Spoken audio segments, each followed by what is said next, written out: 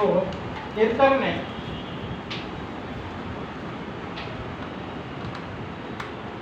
আমি কি করলাম, আপনার লাইফটা নষ্ট করে দিলাম।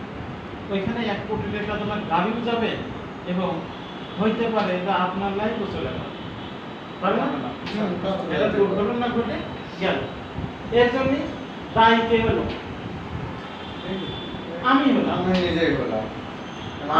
আমি যদি এই চাবি আমাকে না দিতাম, তো গাড়ি নিয়ে চলে যাও, তাহলে এর জন্য দায়ী আমি হলাম।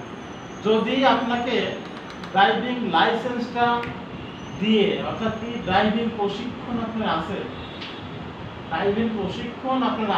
তাহলে যদি আপনাকে চাবি দেয়, তাহলে কি আমার কোনো ভয় আতঙ্ক থাকবে যে 1 কোটি টাকা গাড়িও শেষ, রিজার্ভ শেষ? এটা কি ভাববো না? আমি জানবো যে না, হৃদয় কি গাড়ি মারি যায়, তো নিয়ে যাবে, ড্রাইভিং জানেন।